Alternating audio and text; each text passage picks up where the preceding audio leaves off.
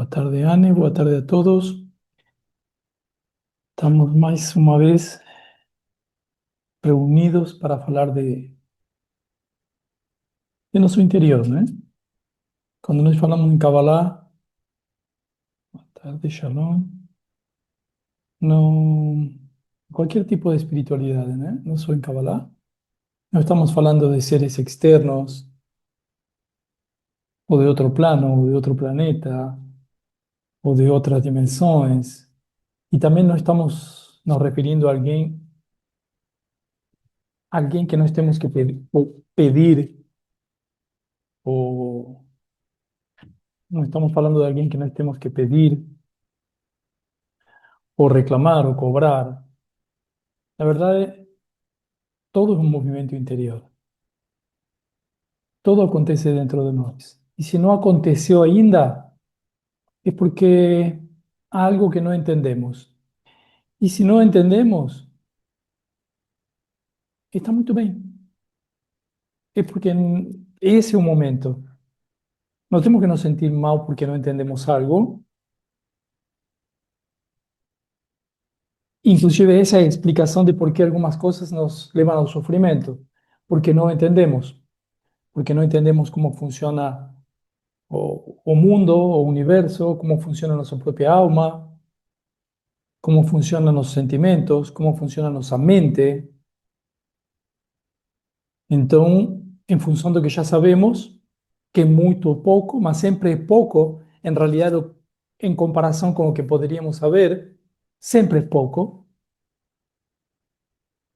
Até podemos explicar um pouquinho isso, por que é pouco, porque nós estamos num, numa num momento do tempo, onde percebemos o tempo separado, o que já foi, que consideramos passado, o que virá, que consideramos um futuro, e por ser futuro é imperfeito, porque não o conhecemos, porque nos dá medo.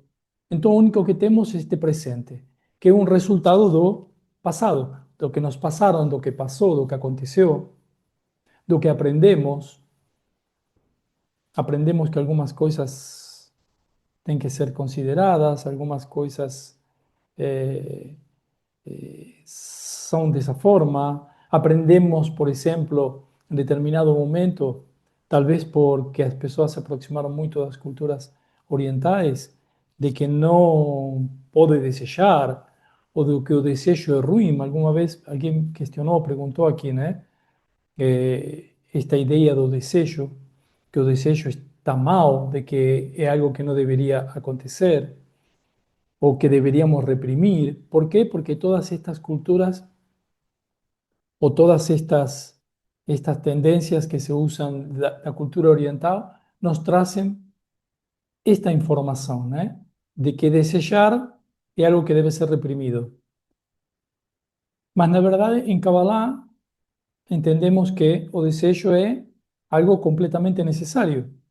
Sin desejo, você não consegue criar realidade. Desejo um bom emprego, desejo ter um filho, desejo me apaixonar, desejo uma boa pessoa ao meu lado.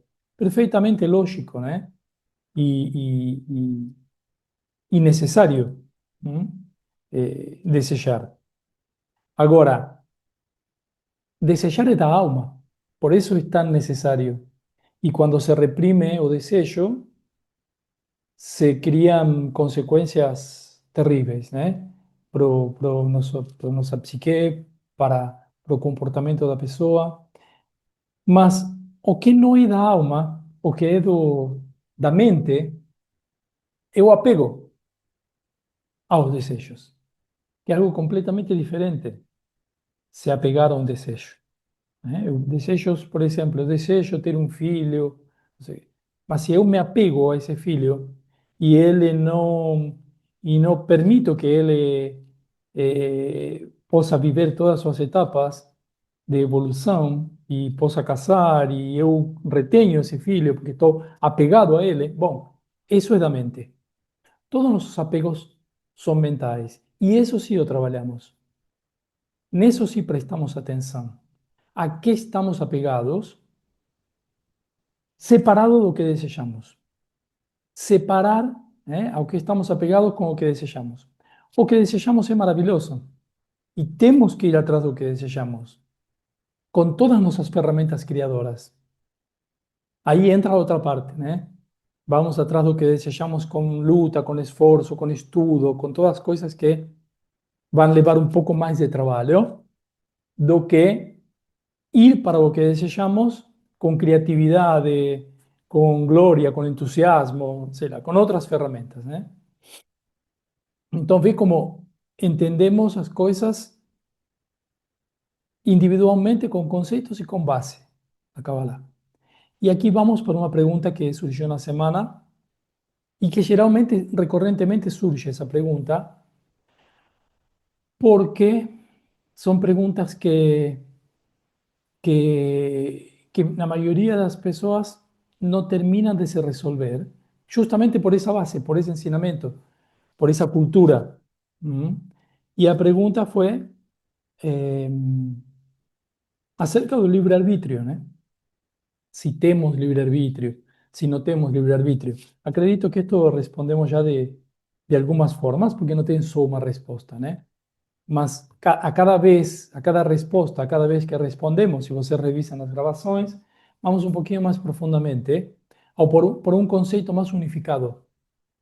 Esto tiene a ver con esta parte, ¿no? Estamos encarando una parte de la reunión que es la segunda parte, dos nombres de Dios, o dos nombres divinos. ¿Eh? Para los que no participaron en la primera parte, pueden ir lá nas gravações no YouTube e verão que a última postagem lá é a gravação da primeira parte disto que nós estamos desenvolvendo agora. Na primeira parte nós falamos dos nomes, agora nós vamos retomar isso. Nós falamos da quantidade de nomes que estão lá nas Bíblias e por quê, e o que significa um nome, e qual que era o nome mais relevante, enfim. Mas, então, indo ao unificado, que tem a ver com esta segunda parte, como eu estava falando, unificando o conceito, podemos dizer que, ou podemos afirmar que existe sim um mundo, não só um mundo futuro, porque o mundo futuro, lá onde todo se concentra, onde está toda a verdade, todas nuestras pequeñas verdades, todos tenemos una parte de verdad o tenemos un argumento, todos los argumentos, todas las verdades, todas las realidades están en ese mundo infinito, que es un punto no infinito, que podemos ver cómo se llama y ya vamos para el nivel de más abstracción, la Kabbalah, y también en nuestro interior, porque ahí vamos a conseguir explicar muchas cosas.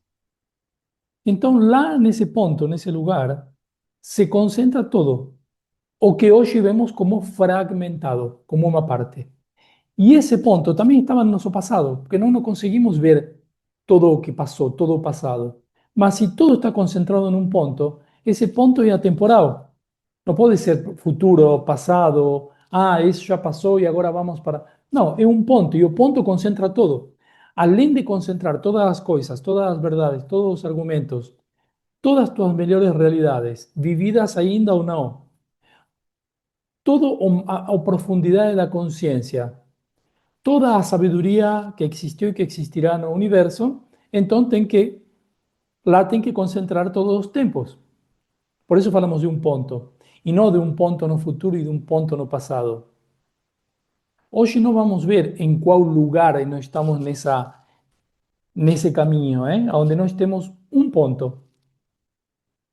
Mas, evidentemente, a julgar pelos resultados a nível, ni digo universo, mas esta humanidade, pelo menos, no estamos concentrados nesse ponto, porque temos discussões, temos brigas, temos formas de ver as coisas diferentes e acreditamos que isso acontece pelo nosso livre-arbítrio. E de fato, neste ponto que nós estamos vivendo, acontece pelo nosso livre-arbítrio. Um livre-arbítrio que é parcial. Alguém de vocês já deve ter imaginado, deve ter ido um pouco além com a mente e deve ter se fixado naquele ponto, onde existe toda a verdade, e naquele lugar não haveria lugar para livre-arbítrio. naquele ponto, né?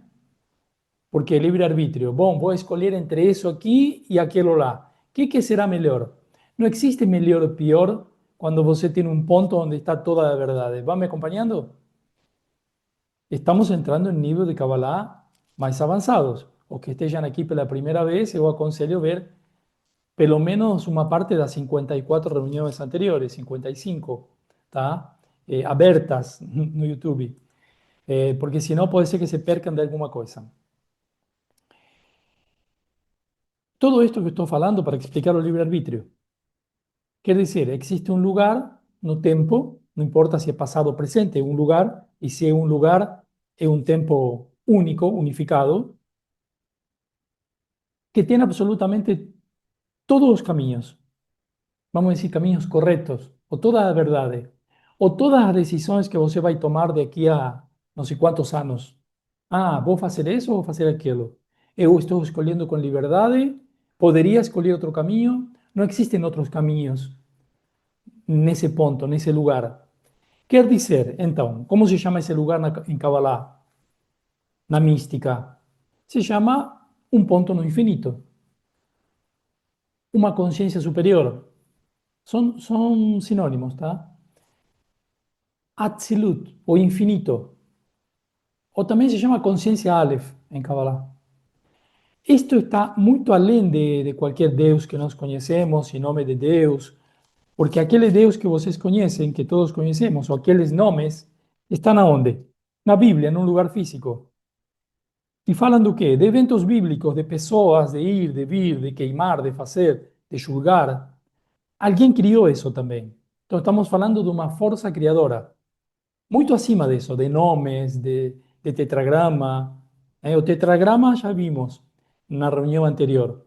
É um sistema de energia que está na árvore da vida que cria este mundo físico. Ou seja, um sistema de contracção, como se fosse um Big Bang. Mas o que tem além? Além disso, esse lugar onde está absolutamente todo, inclusive os nomes de Deus que nós conhecemos. Todo está concentrado nesse ponto. Isso se chama, então, infinito. Dentro do infinito, nós vamos ver que tem outro nome, existe outro nome, que depois, daqui a pouco, eu vou revelar, que é a essência do infinito. Ainda mais oculto. Ainda um nível de segredo mais oculto. A essência do infinito. Então, nessa essência do infinito, estão todas as realidades já respondidas. Quer dizer, se olhamos desde esse lugar, estamos olhando agora nosso mundo físico, este aqui, este mundo fragmentado, disperso de opiniões, de discussões, de brigas, de guerras. Se nós olhamos desde esse ponto, não como criador, como algo que criou o criador, como uma força criadora primigênia, não tem livre-arbítrio. Já perceberam? Existe. Porque está todo dado. Ou seja, a realidade mais perfeita seria o que também se denomina o mundo corrigido, ou Olam Abba, o mundo futuro. As almas corrigidas, também é um sinônimo, as almas corrigidas. Desde esse lugar, que livre-arbítrio? Se já está todo marcado, está todo dito. Este é um ponto importante, porque alguns poderiam dizer, bom, mas se está todo dito, para que eu estou fazendo o que estou fazendo? Porque desde nosso lugar não pode estar todo dito, porque senão as pessoas perderiam a motivação. Nossa vida não teria sentido. O trabalho que estamos fazendo para melhorar, para transcender, para avançar, para caminhar, para trazer luz para nossa alma, para fazer essa correção, não teria nenhum sentido. Se alguém te dissesse, não, espera aqui está o mundo perfeito, toma, está aqui. É a mesma coisa que te dizer, não estuda, aqui estão todos os teus diplomas. O que você faria? Se desmotivaria? Sim, então, e todo o caminho que eu estava fazendo, e todo o que eu economizei para fazer a faculdade, e todo o que eu prometi para meus pais que eu ia entregar aquele título depois de 5 anos de estudo, todo isso não faria mais sentido. E tudo o que eu falei para meus filhos, que o mundo significava e que esta vida e a transcendência e o que estamos aprendendo e fazendo, tudo isso não faria sentido se nós enxergássemos o mundo já corrigido, onde não existe livre-arbítrio. ¿Se entende? Tal vez precisa de un minuto de concentración y pensamiento en esto. ¿Por qué? Porque alguien también podría preguntar, bueno, ¿para qué que están me falando esto? Si yo preciso saber que un mundo existe libre-arbítrio. Están me revelando algo que está indo além da minha consciência ou do meu pensamento. Bom, isso é Kabbalah. Kabbalah é essa revelação que você precisa entender e conhecer para, desde un lugar diferente, armar tu vida, tu nueva realidad, tu nueva economía, tus nuevos relacionamientos. Sí, sí, yo sé que existe un mundo corregido, mas estou neste momento da humanidade, onde eu nasci quando já era meio-dia na humanidade, o ser humano veio quase a meio-dia, e onde ainda, para mim, é uma interrogação ao futuro.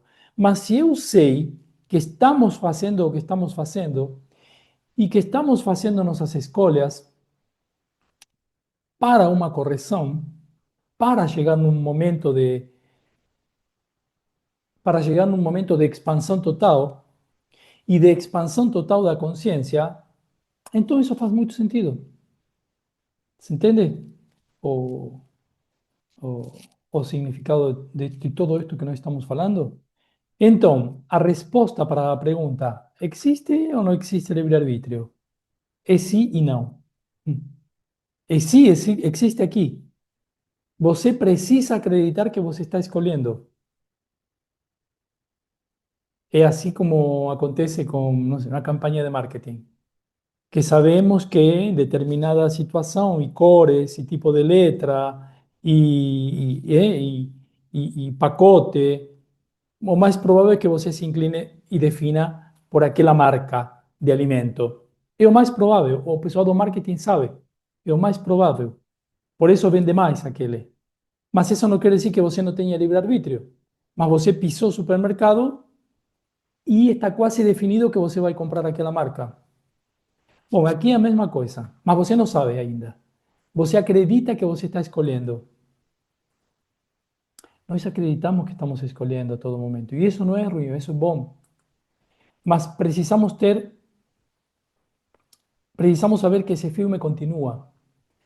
É como se nós estivéssemos entrado numa sala de cinema quando já o filme tinha passado 1 hora ou 2 horas, certo? Mas falta ainda meia hora para terminar. Sim, mas eu perdi a primeira parte. Sim, mas isso não quer dizer que não vai acontecer o que vai acontecer. A mesma coisa que ia acontecer. Mas você fica chateado e você fica 5 minutos e vai embora. Quanto que você assistiu do filme? Que durava 3 horas. 5 minutos. Então você acredita muitas coisas que, na verdade, para entendê-las completamente, teria que ter estado 3 horas dentro da sala de cinema. Nós não estamos 3 horas, nem nesta encarnação, nem nossa alma está 3 horas, se nós pegamos a linha de tempo geral. Mas precisamos saber, e a Kabbalah é grandiosa porque nos traz todos estes conceitos, ainda os grandes cabalistas que pensaram todo isto e o vivenciaram, e o pensaram numa época onde não tinha livro escrito, e onde a maioria das pessoas do mundo não sabia o que era a leitura escrita, e os primeiros o pensaram em lugares onde não tinha nem luz elétrica, e tinha muita pobreza, e só olhavam as estrelas no céu, a posição das estrelas e o que acontecia na natureza. Em função disso, conseguiam pensar estes conceitos que são fundamentais para a nossa vida. São fundamentais para a nossa vida, porque nos dá profundidade. Aquele que perguntou, então, se temos ou não temos livre-arbítrio, agora pode sair daqui com uma percepção completamente diferente, que pode levar para todas as instâncias da vida, né?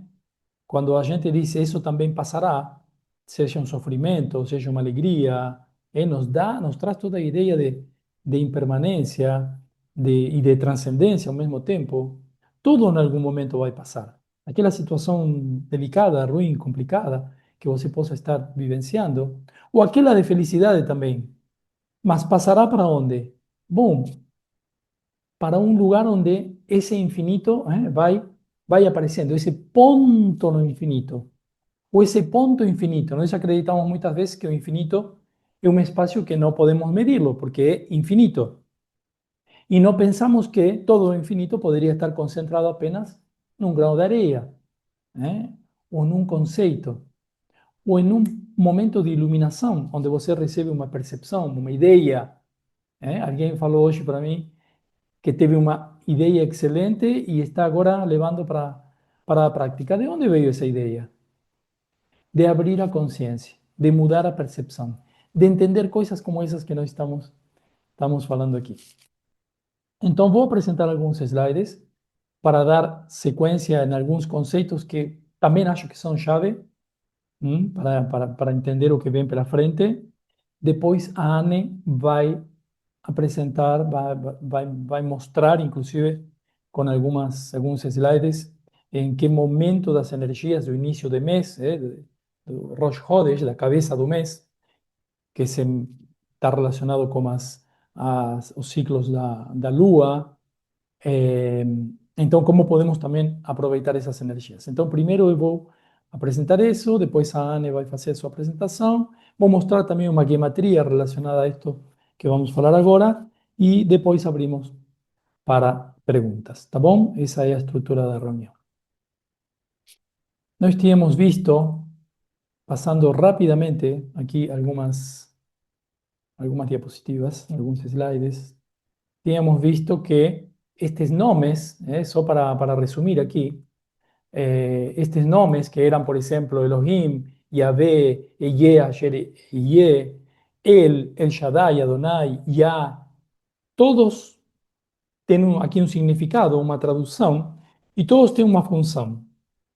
Algunos na primera tríade, Atzilut, otros na segunda tríade, uns como emanador, otros como criador, otros como formador y otros nombres como facedor. ¿Y qué yo expliqué de inicio? Que todos esos nombres y todas esas energías son energías interiores que nós podemos usar a cualquier momento. Por eso aqueles que fican esperando, pedindo e idolatrando imagens y questões son los que menos avanzan porque ainda no descubrieron que esas energías están dentro de nós. Nós como emanadores, nós como criadores, nós como formadores y nós como facedores, aqui nesse mundo físico da ação. Então, nós trazemos as mesmas potencialidades para que esse Ein Sof, a luz infinita, o que também podemos continuar chamando de Deus, mas agora entendemos o que é essa essência, se manifeste através de nós e a usamos quando conscientemente emanamos, criamos, formamos e fazemos. Ou seja, nos abrimos para uma instância superior. Por exemplo, esse exemplo que eu comentei de alguém que teve uma ideia. De onde veio essa ideia? Bom, essa ideia escolheu a pessoa porque a pessoa estava preparada para isso, porque já mostrou que pode executá-la, que pode ser um bom veículo.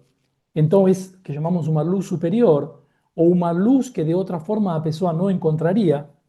¿De qué forma no encontraría?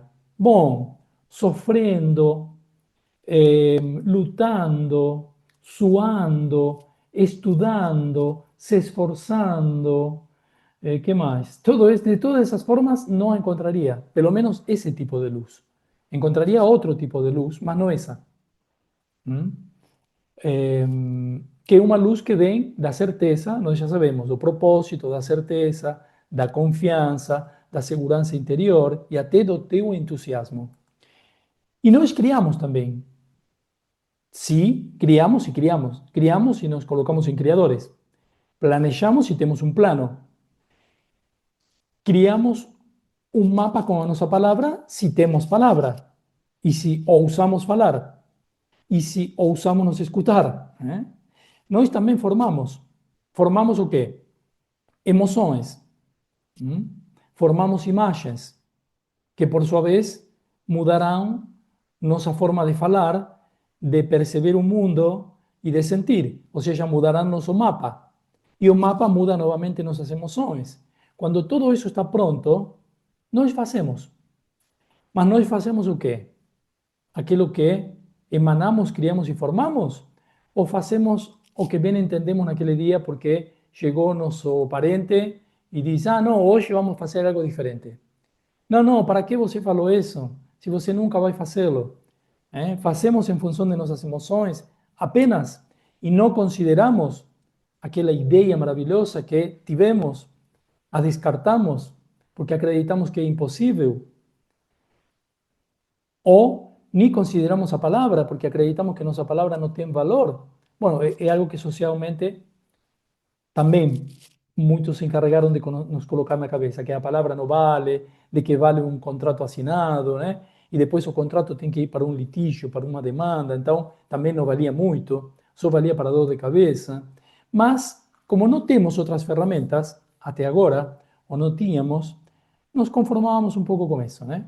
Mas nós temos que entender que os nomes, o que está identificado como que Elohim, o Deus pluripotencial, fazia, descobria, chamava o povo, encorajava, que Yahvé fala com Moisés, tudo isso são situações interiores que nos alcançam como emanador, como criador, como formador ou como fazedor. Quando entendemos isso, ganhamos mais certeza e melhoramos nossa percepção. Por isso que na tríade superior, em Atzilut, precisa existir um propósito, porque nenhuma ideia vai se aproximar de nós se nós não temos um propósito claro. Em Briá, que é o mundo da criação, precisamos ter uma palavra projetada, o que em engenharia, na arquitetura, poderia se chamar um projeto, né? Um projeto em qualquer outra disciplina também. Alguém tem um projeto, projeta o quê? Projeta seus medos ou projeta sua palavra? Em Yetzirah, um modelo em 3D, da forma que eu quero dar à minha realidade. E em Asiá, a ação, a construção manifestada, um tijolo acima do outro. Até agora nós vimos que, para aplicar em nossa realidade, isto tem muito valor. Mas se olhamos numa Bíblia ou num escrito, aliás, a Bíblia é um dos documentos pelo qual tivemos a maior quantidade de guerras, cruzadas, perseguições e guerras santas, por quê? Porque não se entendia. Morreram mais de 800 milhões de pessoas em nome de um livro, por quê? Porque não se entendeu o que estava escrito lá. Porque um se enfrenta com o outro. Como chamamos isso? Quando um se enfrenta com outro por causa de ideias. Do mesmo texto. O do Alcorão, da Bíblia, do Popol Vuh, não importa qual seja o texto. Como se chama isso? Consciência fragmentada. Vê, de início falamos de uma consciência Aleph, agora estamos falando de uma consciência fragmentada, que se chama consciência Bet. Vamos continuar e talvez nos encontramos agora lá na frente com essas duas consciências e talvez façamos algum exercício para unificá-las. Mas já o estamos fazendo também. Então, essas que eu falei, emanação, criação, formação, são funções da luz. Ou formas de interação da luz com cada nível de emanação, com cada nível de manifestação, porque tudo o que está na árvore da vida, na verdade, são níveis de manifestação. Por isso, no Zohar, acho que isto já vimos também, ou esta frase já passei na reunião anterior, que diz que em Atzilut, ele é a luz. Em Briá, o Criador, e Yetzirah, o Formador, e em Asiá, o Rei que veste muitas roupas. O Rei que veste muitas roupas. Vamos ficar com esta frase. Porque em algum momento vamos falar e ver que talvez, estamos num mundo fragmentado, então podemos falar talvez, se estivéssemos num mundo unificado ou não, já não existiria o talvez. Talvez nós sejamos esses rostos ou essas roupas do rei, né? Esses rostos que o divino necessita para se manifestar aqui, nesse plano, né? Aqui já temos algo, Os nomes são os diferentes rostos do próprio Ein Sof, que se contrai e se densifica nesta realidade. O princípio já o explicamos, né? Algumas vezes no ano passado, por isso digo que nessas reuniões tem muito, muito conteúdo.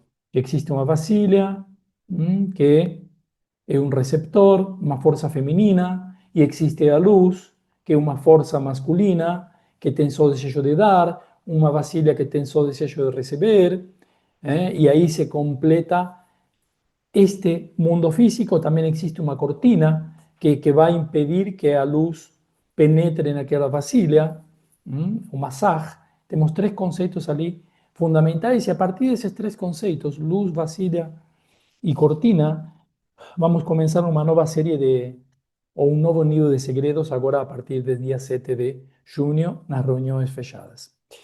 Entre todos esos nombres, entonces, existe uno que se considera más relevante o más importante, como ya vimos que es el tetragrama, ¿no?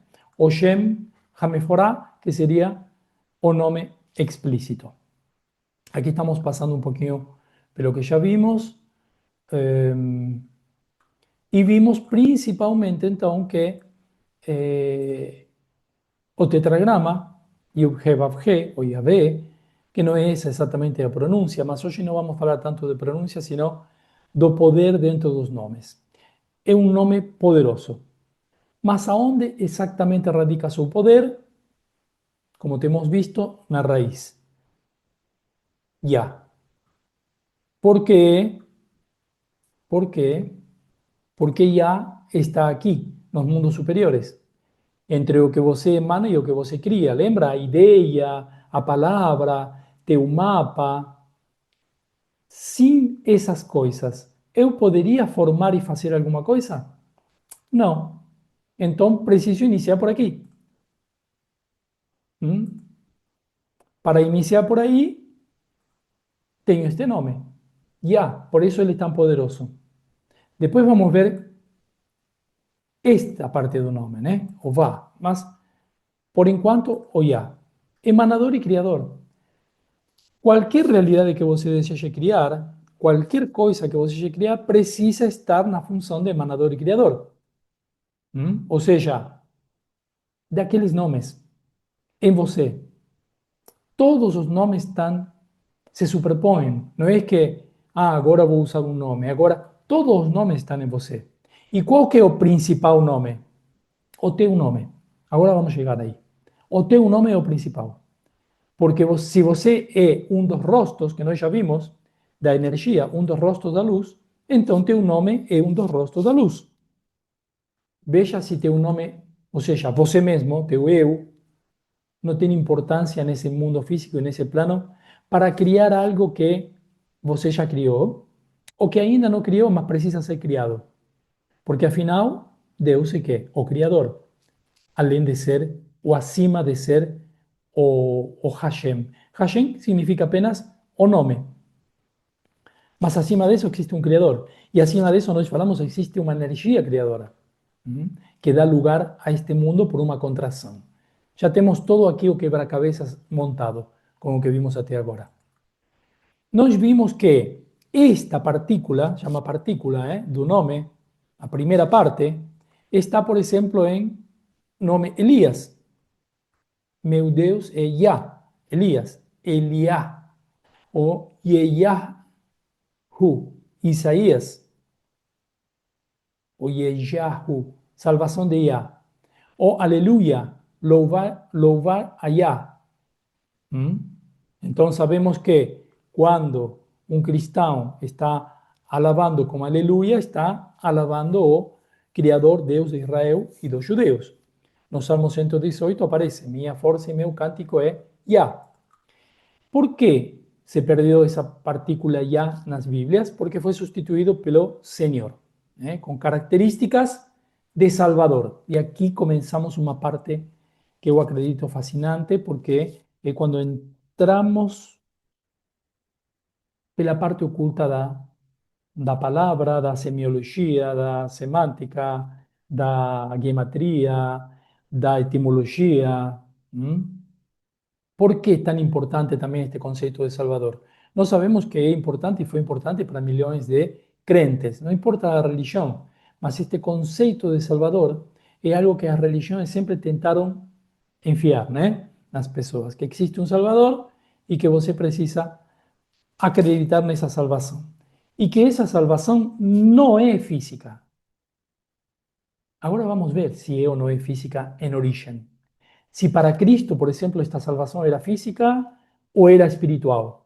Y este es un punto llave.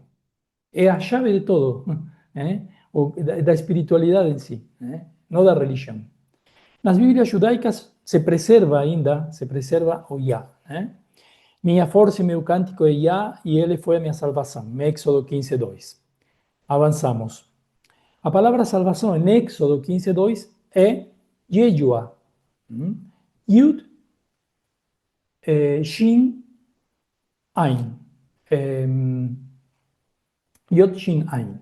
3 letras. No contexto semítico antiguo, Yeshua no carrega a idea de salvación espiritual, es sin una intervención concreta. Veja bien, por ejemplo, libertación de enemigo cuando estaban siendo perseguidos por los egipcios. Eso está en Éxodo 14:13. Es esa palabra que se usa. Una cura física en Jeremías 17:14. Jeremías pide por cura física. Una victoria militar en Salmos 44:5. En Jerusalén, cuando el pueblo asirio estaba cercando Jerusalén. Hoy entendemos salvación como una idea abstracta que está relacionada con fe y redención espiritual, originalmente como acción física e inmediata. Por ejemplo, Deus abrindo o mar, en Éxodo 15, de donde salen después los nombres de Deus, ¿no? Deus abrindo o mar, curando enfermedades. Por que os nomes têm aplicação prática? Porque o nome salvação, a palavra Yeshua, tem aplicação prática. Hoje pensamos em algo individual, por exemplo, minha salvação. Originalmente em algo coletivo aplicado a um povo, por exemplo, em Isaías 45:17. Hoje pensamos que é algo futuro e afastado, na próxima vida ou no céu, a salvação. Originalmente é aqui e agora, libertação e vitória como sobrevivência. Por isso, quando Deus fala para aquela moça que tem sangue, hemorroísa, fala de uma libertação física, não de uma salvação espiritual. Um religioso do primeiro século entenderia esta palavra salvação, na língua original, como uma força superior agindo para nos livrar de Roma. Não apenas como perdão de pecados ou esperança vazia, que era a ideia original do Messias, e sim como uma força física concreta que era considerada a hora de aniquilar o inimigo ou de uma determinada praga, ou seja, algo que incomoda na pele, não na alma. ¿Se entende? O conceito original é super importante entender isto, porque muda absolutamente todo, principalmente para os que vêm do lado da religião. Como poderia ser aplicado hoje no sentido original? Por exemplo, Yud-He, Yah. Yud-He foi meu resgate. Por exemplo, em emergências, Yah foi meu resgate. Yud-He, Yah me garantiu a vitória para contextos de guerra. Yud-He, Yah fez que eu voltasse a ter saúde, felicidade, entusiasmo, etc, etc. Afinal, quem que é esse Yah realmente? Uma proteção que eu crio usando a energia que eu recebo. A energia Natzilut, que é Yud, e embriar, a criação. Ou seja, me fazendo responsável, me fazendo cargo daquela ideia que eu recebi e concretizando essa ideia. Ou seja, colocando cada uma das etapas que nós vimos agora anteriormente. Eu no papel de emanador e criador. Claro que eu posso usar o nome Yah e algumas pessoas ainda pedirão para o nome Yah. Mas na verdade você pode pedir um mês inteiro, mas se você não assumir seu papel de emanador e criador, seu rosto pequeno, como se chama, o rosto pequeno, esse que representa o criador aqui, nesse plano, nada vai acontecer. É uma proteção que eu crio usando a energia que eu recebo. A ideia é uma energia. Os sonhos são uma energia. O que você recebe através de uma meditação é uma energia, não é um pedido, não é, é uma energia. A responsabilidade nossa é o que fazemos com essa energia. Se a dilapidamos, se a desconsideramos, acreditando que pelo fato de meditar 5 minutos eu já sou espiritual, o si simplemente la desperdiciamos porque no la entendemos. Quando e onde muda o sentido, então, de salvação em caráter de espiritual e concreto físico? No Novo Testamento, a religião começa a usar diretamente como um conceito de salvação espiritual. Porque se eu não coloco isto aqui, fica incompleto, né? Vamos comparar exemplos concretos. En Éxodo 14:13 se usa como libertação física. No temáis, estáis firmes y veréis a Yeshua de Yud-He-Vav-He hoje. A salvação, diretamente. O contexto, o povo está encurralado entre o exército egípcio e o Mar Vermelho. Adiantaria o povo estar pedindo alguma coisa para o mundo futuro e para a sua alma? Não, eles queriam se salvar. Aliás, eram bastante, tinham muitos, não tinham religião ainda, né? E eram bastante duros, sabe? Eles queriam mesmo era estar em Egito trabalhando e se alimentando bem, mesmo que não tivessem uma identidade própria. Então não estavam nem aí a esse Deus Yahvé, eles acabavam de conhecê-lo. Imagina se eles iam colocar sua alma em função de um Deus que quase nem conheciam. Significado: Yeshua, salvação, aqui é escapar da morte e da escravidão. Uma fuga concreta. Não se menciona aí pecado, redenção espiritual ou e sim sobrevivência física. Concretamente, vamos ver, em Lucas 1, 69 e 71, ou seja, estamos falando já do Novo Testamento, já foi transformado em outra coisa. Libertação espiritual. Nos suscitou um Salvador, aí usa a palavra soter, poderoso, no grego copto, né? O grego copto, para nos libertar dos nossos inimigos. Nos suscitou um Salvador para nos libertar dos nossos inimigos. O contexto, Zacarías profetizando sobre Jesus. Mudou completamente de sentido. A diferença no Tanakh, ou seja, no texto que nós vimos anteriormente, ou parte do Tanakh, inimigos eram egípcios, babilônios, etc. Aqui, inimigos são pecado e morte espiritual, ou seja, uma abstração total. ¿Se entende aonde nos mudaron a foto? Só que as pessoas não tinham livro, não sabiam ler, então qualquer coisa podiam acreditar, que podiam falar que decían acreditar. Em Romanos 10:9 e 10:10 diz, o texto diz, se com tua boca confessares a Jesus, serás salvo ou liberto. Sotese é a palavra em grego. Soteria também tem um viés material. Diferença. No Tanakh, Yeshua exige obedecer a Torá e lutar. Aqui basta uma declaração de fé. Uma declaração de fé. Então, ser livre pelo que se emana e se cria é o que está nos textos originais e nos conceitos originais de Cristo, inclusive. Sabemos que Cristo foi um grande cabalista e um exímio judeu, praticante e observante. Para ele, de ali para trás, todos os sábios, todos os reis e todos os que atravessaram o deserto, principalmente na última etapa, quando já conheciam o Yahvé, e Moisés, e os grandes iniciados, e os mestres dos mestres, entendiam liberdade, como um conceito do que se emana e se cria. O crédito é de quem aplica da letra e avança com certeza. Que nos fue mudado por salvo, por un salvador externo. O crédito é de quem espera algo por via da confissão e da crença. Ficou claro, né? Se falamos em Deus, em nome de Deus, todo, não podemos deixar falar disto. Porque senão, o nosso subconsciente vai ficar grudado com isto de ser salvo por alguém vai me salvar. Então, um conceito fundamental, incrivelmente um dos pilares ou das bases na que se apoia toda uma religião que durante séculos foi incontestável, né?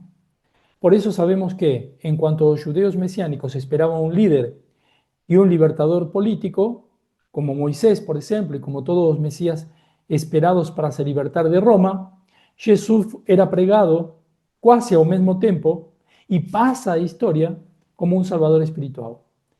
Mesmo sem ter jamais pensado dessa forma, ou se considerado o Salvador espiritual, e mesmo sem ter uma palavra no aramaico galilaico, a língua mãe de Cristo, que pudesse referenciar uma salvação espiritual.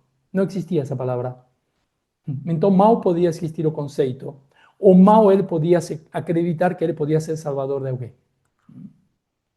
Se o Tanakh fosse traduzido hoje, preservando a mentalidade semítica, em Éxodo 15:2 diria: "Já me garantiu o resgate físico, como um ticket para o céu. Este é meu Deus, o mesmo que acabou de abrir o mar." Ou, numa versão ainda mais atualizada, podemos dizer uma versão de hoje, diria: "A luz emanada, criada e formada garantiram a minha melhor realidade."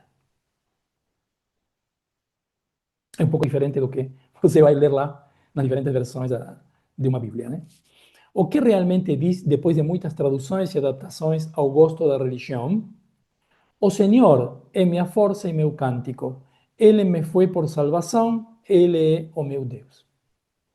Isto fecha um pouco o que a gente vem trabalhando nestas duas reuniões, né? Do que aprofundamos colocando uma lupa e um microscópio em toda esta situação, ao que lemos sin ningún tipo de alerta o de aviso previo, como pode ler alguém que entra numa igreja. Claro que você pode ficar com isto ou pode ficar com isto. É o livre-arbítrio limitado, mas afinal o livre-arbítrio que nós temos neste momento e nesta hora da humanidade, né? Então temos suficiente argumento para entender também o motivo pelo qual pode-se visualizar ou meditar no tetragrama completo ou na raiz já, mas não na segunda parte do nome, que é vá, porque a formação e a ação não podem acontecer sem ter emanação e criação prévia. Aqui eu coloquei formação, está errado. E criação prévias, tá? Se não tenho emanação e criação, não posso formar e atuar, ou seja, manifestar no mundo físico. Minha economia, meu relacionamento, minha melhor versão no mundo físico nesta encarnação. Então, visualizar ou meditar a última parte seria como desconectar a criação de sua origem, ou adorar um universo sem criador. O conceito de não citarás ou não criarás imagens ou adorarás imagens seria justamente isto. Quando meditamos num santo, numa imagem, numa parte de um nome, inclusive até num nome parcial. Até quando meditamos nos 72 nomes ou qualquer outra coisa, estamos meditando uma parte, uma partícula. Então, o que temos que fazer? Antes de começar a meditar, temos que entender que é uma parte apenas. É algo que está fragmentado, mesmo sendo algo que se chama nome de Deus. Por isso, se nós vamos profundamente, vou explicar um pouquinho mais agora, sobre este ponto, teríamos sempre que ter a consciência: espera aí, aonde estou colocando minha energia? Aonde estou meditando? E por que estou meditando e para que estou meditando? A luz, então, em sua manifestação Ya, Yud, He, só precisa de um desejo, ou seja, de um propósito, e de nossa vontade para manifestar esse desejo. Se ainda ele for expansivo, o desejo de um grupo, como os hebreus, por exemplo, que eram um grupo, essa energia vai descer pelo lado mais poderoso, o que chama-se a destra do Criador.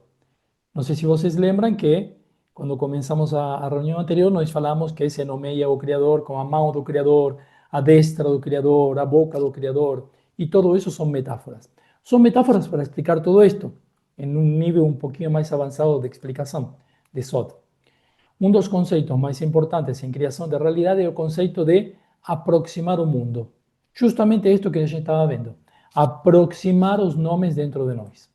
Aproximar a emanação, ou seja, a ideia, como a criação da palavra ordenada, como a formação das emoções e como a ação para se manter firmes.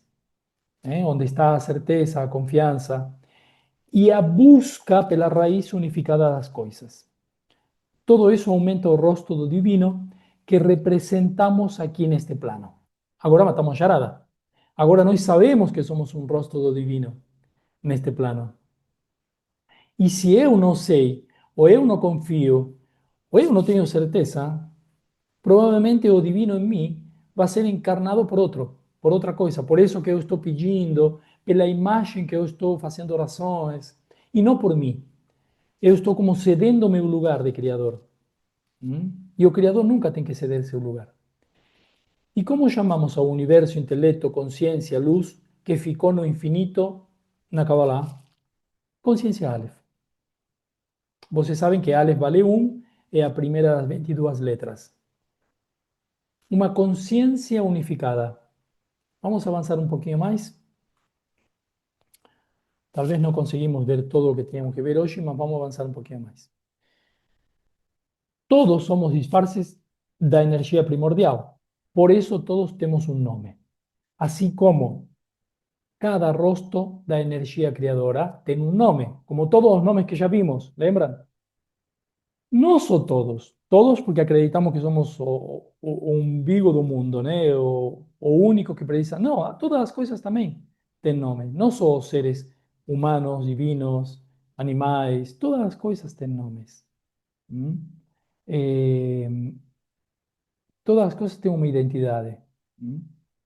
Pergunta: os teus projetos, as tuas metas, relacionamentos, obras, resultados e conquistas, são rostros de tua própria energia ou estão dissociados dela?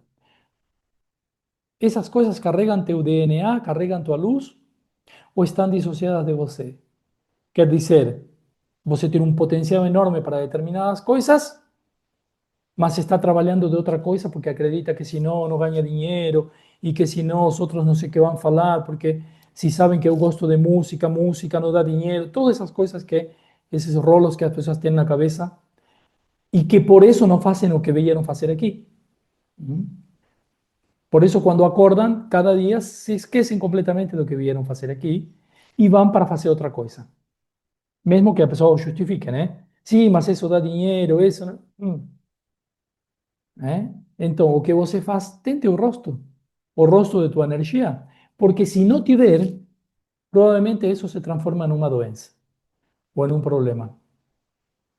Por isso existem as pessoas que entendem todo isto, mudam a percepção e não precisam passar por doenças. Existe o segundo tipo de pessoas que não entende, passa por doenças, talvez dentro de alguma delas tenha um aprendizado, aí avança, entende e se cura. E existe um terceiro grupo dos curados, aquelas pessoas que nunca têm nada, nenhuma doença. Doença falamos não só física, física, econômica, emocional, doença. Algo que não está funcionando bem. Esse terceiro grupo não se incomoda com nada, mas se incomoda aos outros. Esse é o mais perigoso. Como descarrega com os outros e incomoda aos outros, nunca se afeta. O ideal é o primeiro grupo, né? Onde você encontra, onde você consegue trabalhar teu próprio interior, entender, resolver, dissolver, e aí não precisa passar por situações que não deseja passar. Quando nos unificamos em Aleph, entendemos que todo coexiste ao mesmo tempo, o físico e o metafísico. Até o fragmentado também está dentro, como já falamos. Porque o fragmentado é apenas uma visão que nós temos fragmentada. Por exemplo, como o fragmentado poderia estar dentro de um ponto infinito onde nada é fragmentado? Porque o fragmentado é apenas uma visão. É tua visão, diferente da minha visão, e aí colocamos os pontos um à frente do outro, ao invés de unificar, e fragmentamos mais. E nos afastamos mais da saúde, da nossa realidade ideal. Então, podemos ter grandes diferenças políticas, religiosas, mas quando aparece o problema, todos buscamos o mesmo, não é? Aparece o problema, todos buscamos salvação, mesmo que não entendamos o que é. Todos buscamos cura se aparece a doença. Se aparece um divórcio, uma doença, um problema no casal, seja o cara muçulmano, seja cristão, seja agnóstico, ou seja o que for, o problema, a base, a raiz do problema é a mesma. A pessoa está sofrendo emocionalmente. Hum. E se essas duas pessoas começam a conversar acerca da raiz do que está afligindo ou atingindo nesse momento, as duas vão se abraçar na raiz, inclusive no que desejam. Que desejam? Se unir novamente com a pessoa amada. As duas vão se abraçar no que desejam. Mas se elas descem a um plano de discussão, tirando isso que desejam e tirando a raiz de seus conflitos, vão brigar, porque uma acredita que só se chega na salvação através de outras vidas, outro acredita que só se chega na salvação assassinando o próximo, outro acredita que só se chega estudando uma Bíblia, outro, é? E aí começam os conflitos, as guerras, aquilo que estava falando. Essa é a visão fragmentada das coisas, né? É, um, qualquer profissão, vamos dizer, um economista pode ter uma teoria de como resolver os problemas econômicos. Pode ser um economista, um cientista, vamos falar um economista. Um deles tem uma teoria keynesiana, outro tem uma teoria clássica, outro vem da escola austríaca e outro vem da, não sei, modernista, sei lá, outras teorias econômicas. E essas quatro pessoas vão estar em conflito permanente porque acreditam que o caminho para, e aqui vem a parte importante, o caminho para quê? Para resolver a economia. Todos estão buscando a mesma coisa. Quer dizer, todo está amarrado da mesma raiz. Se você pergunta, por que você começou a estudar economia keynesiana? É, porque eu quero resolver os problemas econômicos. Por que você começou a estudar economia clássica? Ah, porque eu desejo resolver os problemas econômicos. Quer dizer, buscam o mesmo, mas o caminho que escolheram é diferente. Mas procuram o mesmo. Na raiz estamos unidos. Se eles se encontrassem e voltassem para a raiz e dissessem, o que nós queremos, afinal? Nós queremos resolver. Bom, vamos tentar resolver colocando cada um nossas melhores propostas, sei lá, ao invés de discutir. Estamos levando isto a um ponto quase infantil, mas isto acontece a nível político, das guerras, dos conflitos armados, de uma toma de reféns, de qualquer coisa que você quisesse imaginar, está a mesma situação. Sempre tem uma raiz comum. Entre os que atacam, por exemplo, os Estados Unidos, com bombas, e os que vendem armas para esses mesmos países, tem uma raiz comum. Os que vendem armas são os mesmos que são atacados. ¿Para quê? Para esses mesmos que atacam. E aonde se formam? Com quais estratégias aqueles que atacam? Com as mesmas que aqueles que são atacados. Quer dizer, nas mesmas escolas. Muitos estudam nas mesmas universidades americanas. ¿Eh? Quer dizer, todo isto, a inteligência lo tem muito claro. Mas por que não o resolve? Porque se enfrenta. Quando chega ao nível político, eles se enfrentam. Ao invés de entender que a raiz é a mesma. E poderiam se buscar soluções através de entender a raiz. E o objetivo? Bom, a nível individual e a nível coletivo é o mesmo. Encontrar a paz do seu povo, encontrar a redenção, encontrar a salvação. Sempre a raiz e o objetivo é o mesmo. Melhorar a economia, mas através do quê? Da consciência fragmentada. E essa se chama consciência BET. Qualquer conflito que você tiver, pode pensá-lo em função disto. Consciência Aleph, unificada. Consciência Bet, fragmentada. É nosso famoso losango. Nós trabalhamos bastante com isto em método de criação, né? Uma consciência unificada ou uma consciência fragmentada. Consciência Aleph, então, é algo que está além deste, podemos dizer, das ferramentas que o ser humano conhece hoje em dia e com a que tenta resolver os conflitos. Por isso que está perto da criação. Por isso que se considera algo divino. E agora, se me permite um pouquinho mais de tempo, eu quero mostrar por que se considera algo divino e aonde que temos isto na gematria. Então, quando nos unificamos em Aleph, entendemos que tudo coexiste ao mesmo tempo. O físico e o metafísico. Podemos ter grandes diferenças políticas, religiosas, mas quando aparece o problema, todos buscamos o mesmo. Todos queremos o mesmo. Tanto seja na árvore da vida, na árvore chamada religião, na árvore chamada filosofía, na árvore chamada economía, todos buscamos a mesma coisa. De onde viemos e para onde vamos são pontos únicos e semelhantes. A divisão está só neste presente com visões fragmentadas. E isso se chama consciência Bet. E este presente foi criado para quê? Para que foi criado este presente? Para que entendamos e trabalhemos com isso e passemos de uma consciência fragmentada para a consciência unificada. De uma consciência do corpo para uma consciência da alma. De uma consciência dos apegos da mente para uma consciência do desejo da alma. É aquilo que falávamos antes. Agora estamos unindo todo, tá? No entanto, o infinito está fora do espaço-tempo e nele não existe causa e consequência. Tudo é simultâneo. Passado, presente e futuro são ao mesmo tempo e contêm a absoluta verdade de todas as coisas.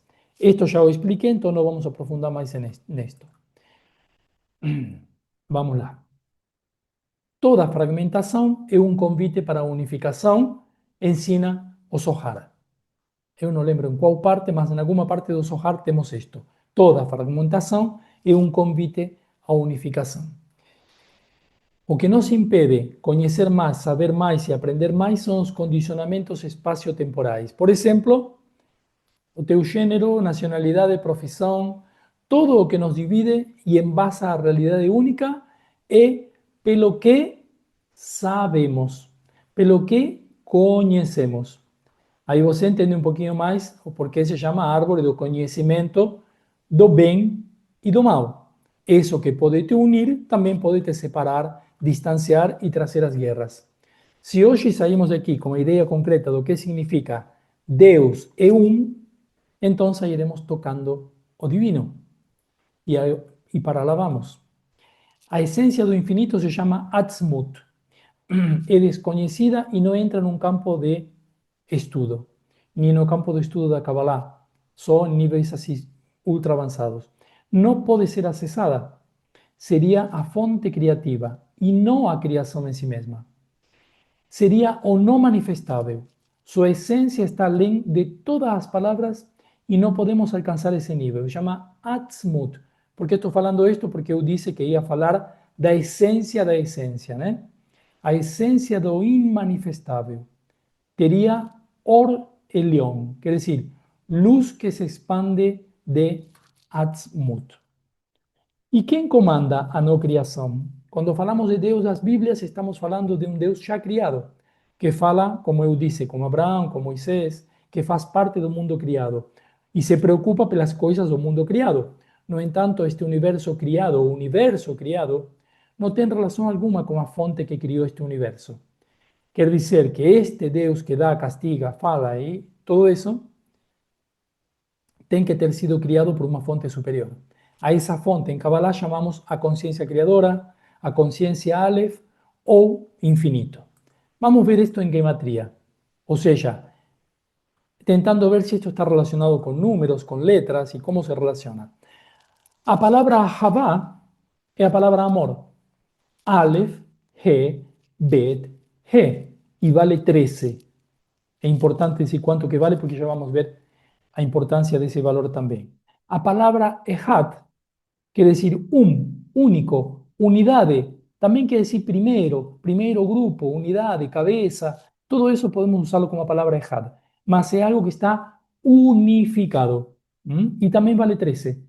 Temos 3 letras que valem 13. 8, 4 e 1. 1 com 8 com 4. Ehad. Aleph, Shet e Dalet. E aqui temos 1, 5, 2 e 5. Ou seja, 13 também. Aqui está. As duas palavras são equivalentes. Quer dizer, uma pode ser permutada pela outra ou uma pode ser complementada com a outra. Mas veja bem, se eu sumo a palavra unificado com amor, um amor unificado ou a unidade no amor, vai dar 26. E o que é 26? O tetragrama. Voltamos ao tetragrama. As 4 letras que valem 26. 10, 5, 6 e 5. Por isso, novamente, aqui estamos reafirmando que é um dos nomes de destaque, se não o mais importante dentro de los que conocemos que están lá escritos. Mas vamos a ver algo más, tanto a palabra amor como a palabra, eh, aquí estamos hablando exclusivamente de la palabra amor.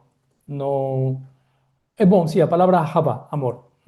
A palabra amor tem a segunda letra que é uma G y a cuarta letra que es una G. Aleph G, Bet G. A G que está primero, a letra G, que vale 5 y que está lá no tetragrama, como vocês pueden ver, es el principio masculino. Es a G que está en Biná, acima na árvore da vida. Y a G que está después está simbolizando el principio femenino. Y no estamos ya hablando de sexo ni de cosas fuera de você. Estamos hablando de algo a unificar dentro de você y que está relacionado con la palabra amor, ¿ve? Estamos subiendo de grados aquí. Tanto o tetragrama como la palabra Java coinciden inclusive en posición de letras como la letra G. Vamos a ver un poco más a ver si descubrimos algo más. Y dentro de la palabra amor también tenemos un mundo unificado y o fragmentado. Quiere decir, a unidad de la fragmentación. Sabemos que la lectura es de derecha a izquierda. Unificar a fragmentación. ¿A través de qué? Do principio femenino y masculino. Eso todo, o gigante, o magnífico, o maravilloso, que nós temos. Ainda vamos ver mais da palavra amor, mas já estamos avançando muito mais do que já tínhamos visto da palavra amor. Eu não vamos meditar, mas eu quero explicar porque muitos falam, então vou meditar na palavra amor, eu vou visualizar o tetragrama. Eu quero explicar principalmente. Se diz, vocês vão ouvir que meditar no tetragrama tem o poder de 1000 meditações. Ou seja, a visualização é poderosa. Mas aqui é muito importante explicar algo mais. Explicar que temos que entender que podemos meditar em nomes divinos e de reconhecer o tetragrama como um sistema completo. Mas, ¿funciona para todos? Não funciona para todos. Porque não depende do que você medita, sino desde onde você o medita. Há algo que é mais importante, que depende de nosso estado de consciência e percepção prévios. Aqui me faltou colocar a palavra prévios. Quando a consciência está unificada, pode ver mais coisas e receber mais coisas. Já numa consciência fragmentada, só verá o que está mais próximo. Quer dizer, se alguém medita no tetragrama pensando, eu preciso agora resolver o problema com meu cunhado, porque ele é uma praga, porque aquele vizinho, eu quero que ele vá embora. Estou fragmentando mais. O que vai acontecer? Vou ter mais vizinhos indesejáveis, porque eu preciso aprender disso.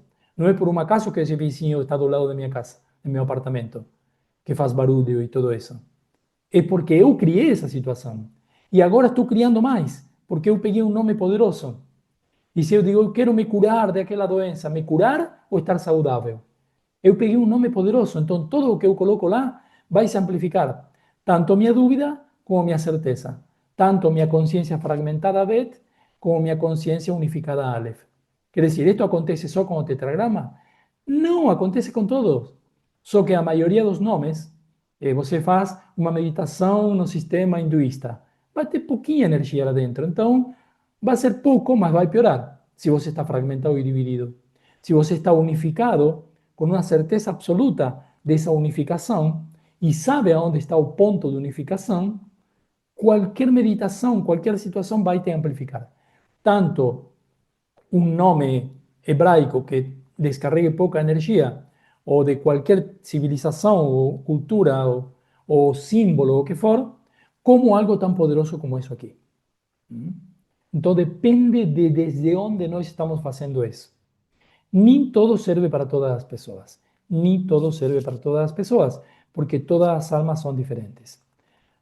Por isso também explica, e com isso finalizamos aqui, que originalmente a meditação neste nome, assim como nas permutações, as combinações, que tem 16 combinações este nome, só que 12 são semelhantes, são diferentes, as outras 4 são repetidas.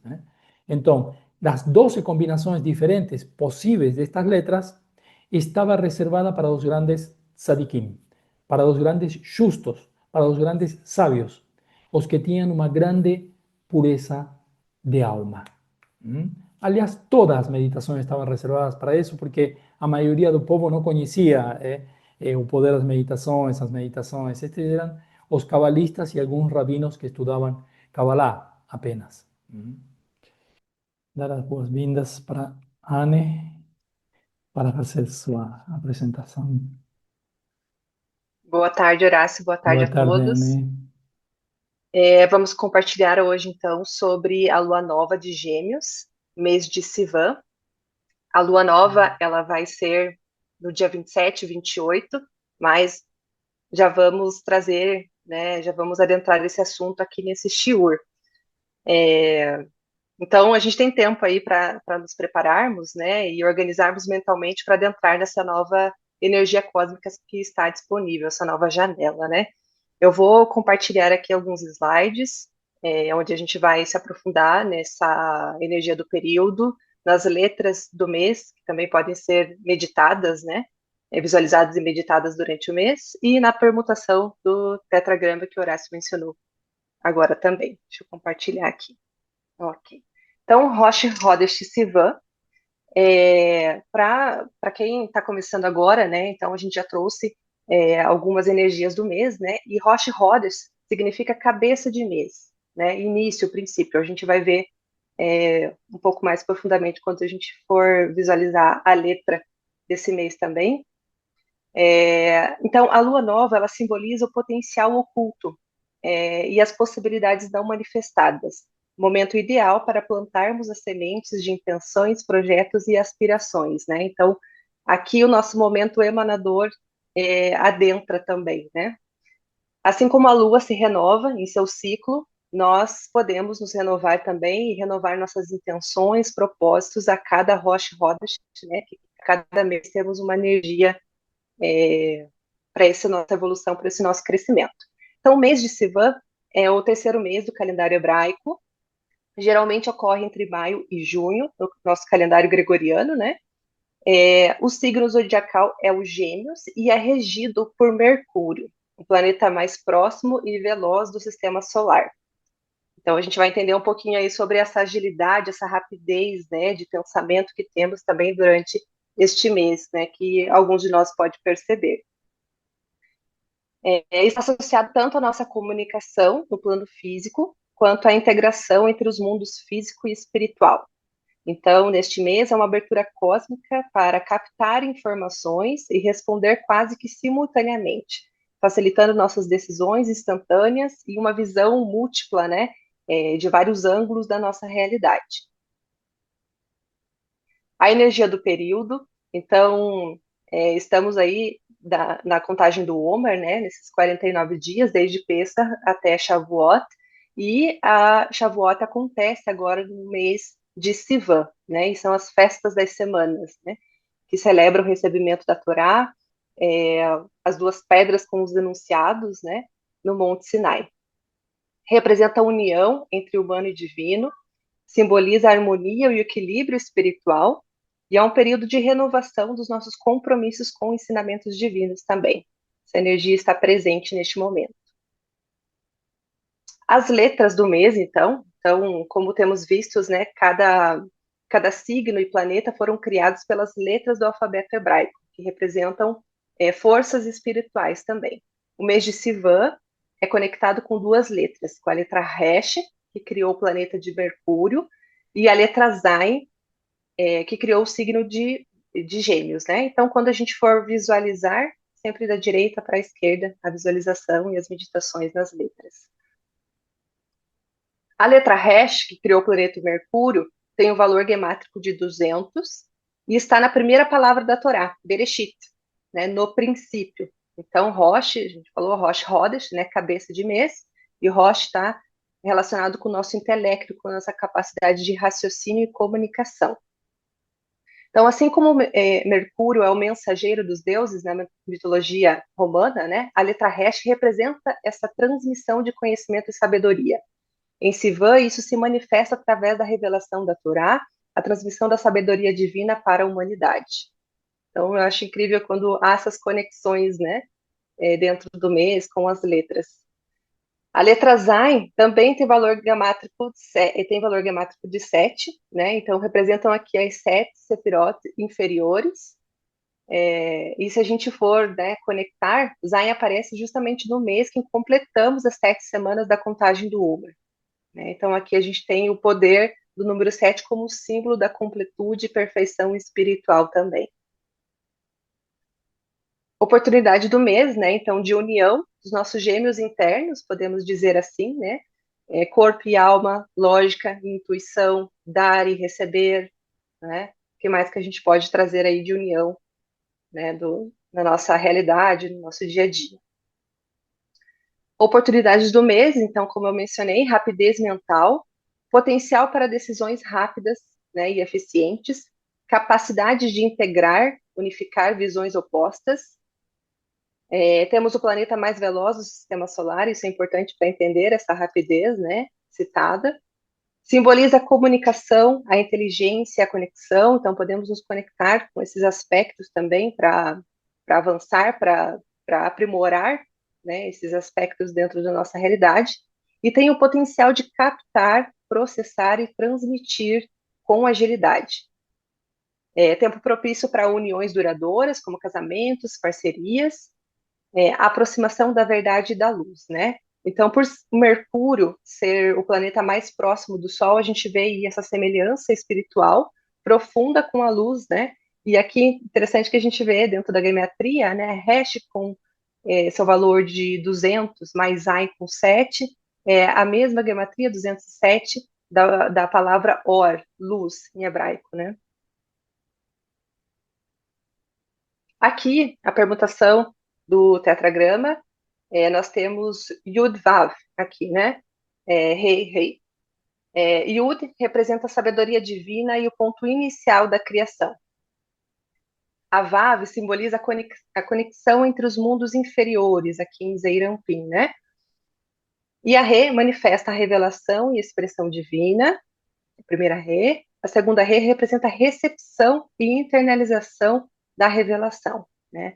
Então, essa permutação do tetragrama desde que de uma consciência unificadora, né, canaliza a energia divina de uma maneira que facilita a revelação e a recepção da sabedoria espiritual que se abre neste mês. A ordem das letras sugere um fluxo de energia que começa com a sabedoria divina, Yud, desce através do canal de conexão, que é a Vav, e então se manifesta duplamente, né, com as duas reis, no mundo físico.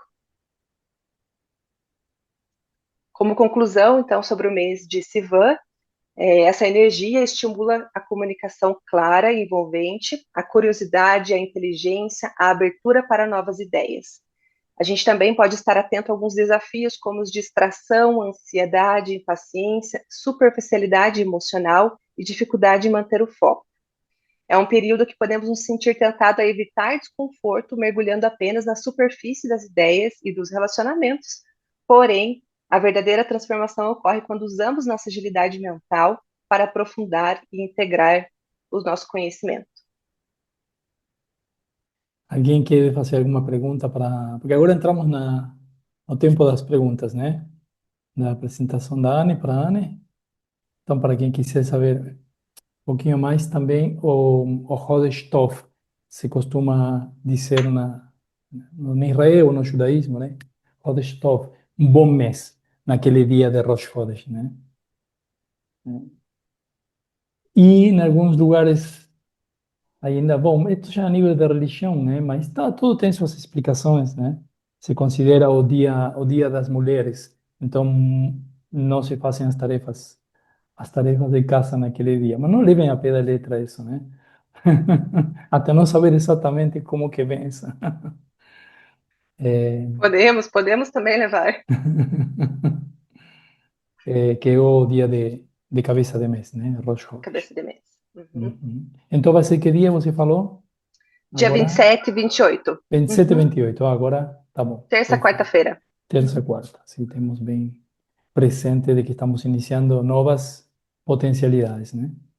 Momento de emanação, momento de Isso. plantar as sementes do que É veremos manifestados aí durante o mês. a lua em semente de algo que depois ela vai gestar durante todo o período, todas as fases, né? Perfeito. Mas aí que está, essa semente temos que colocá-la lá, né? Temos que Tem- colocar nesse período, aproveitar esse período, essa abertura cósmica Exatamente, para exatamente. trabalhar nessa É, emanação, nossos projetos. Isso. Sim, é, João, João. Tudo bem? tudo bem? Para a Anne, só para confirmar tudo que ela falou, no xamanismo é a mesma coisa, entendeu? É o momento de plantar a semente, etc. Entendeu? É, Então, só confirmando que também é a sim, mesma coisa. Se sim, unifica, né, João? Sim, Tá unifica, unificando conhecimentos. unificando. sim. Sim, exatamente. Gratidão aí pela sua apresentação. Gratidão. É maravilhoso, né? Porque isso confirma de que todas estas sabedorias de todas estas culturas y místicas, antes das religiões inclusive, vêm de uma mesma fonte, né? Isso, exato. Né, que você falou da consciência Aleph, né? A consciência, claro, vem de uma mesma fonte. Aí está, muitas pessoas perguntam de onde, e de outro planeta, de outras civilizações, tudo bem. De repente, até nem é tão importante entender isso como entender que existe algo unificado na base, né? Sim, Algo de onde todas as culturas y razas anteriores beberam da mesma fonte. Porque a diferencia de las palabras o das línguas, que en algún momento también se unificaron,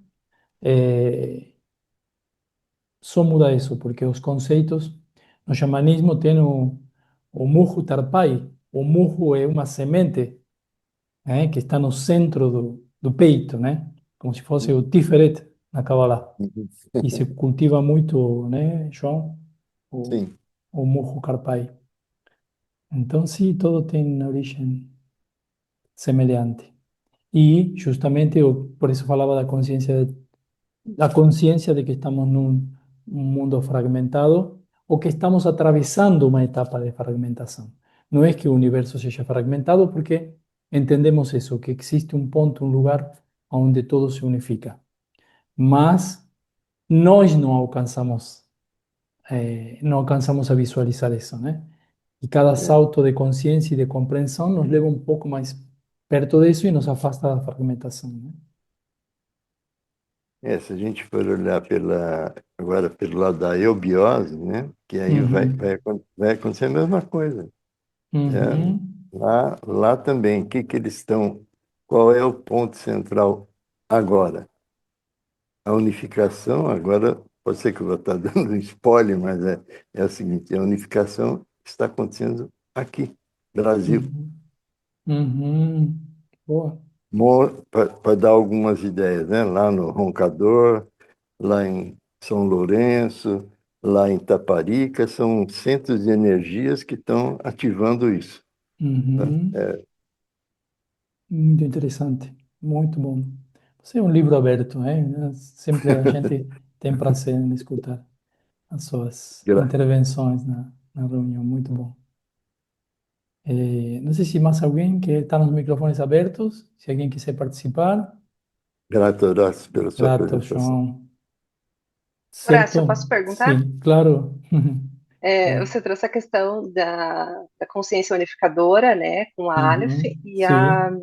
consciência fragmentada com a Bet, né? Uhum. E em determinado momento, né, no estudo da Bet, né, você trouxe que Uhum. a Torá se inicia, né, pela Bet, né, e a partir da Uhum. Bet, né, se inicia a verdade. Nós nos encontramos Sim, com a verdade a partir desse caminho, né? claro. Porque a gente não tem como ir contra, né?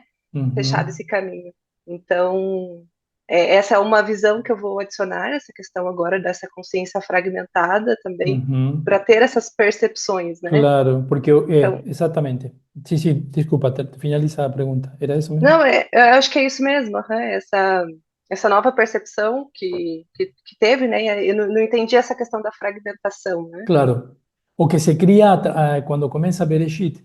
La verdad, a Torá es un manual de instrucciones para este mundo fragmentado, para este Ok. mundo físico. Entonces, o que se Né? inicia lá con Bereshit, no comienzo, se inicia o mundo físico, ¿no? o este universo, este mundo que conhecemos. Com todas as vicissitudes, as questões que começam a acontecer lá nas histórias e que nós revelamos, tentamos revelar num nível um pouco mais profundo para entendê-las, mas são questões humanas, né, de fragmentação. As tribos, as pessoas, os escravos, os amos, né, todas as questões de fragmentação, mas a partir dali também tem a revelação, porque eu digo, a Torá é como uma grande pergunta, né, e cabe a nós a resposta a tudo isso, a todas essas situações, né? A Torá é como uma grande potencialidade também, como o que você colocou agora, é o início do mês, os planetas, a conta do Homer, uma grande possibilidade para nós, a partir de ali, buscar novamente a unificação, né? Ou buscar a unificação. Só que Aleph não está atrás ou na frente, Aleph está acima, né?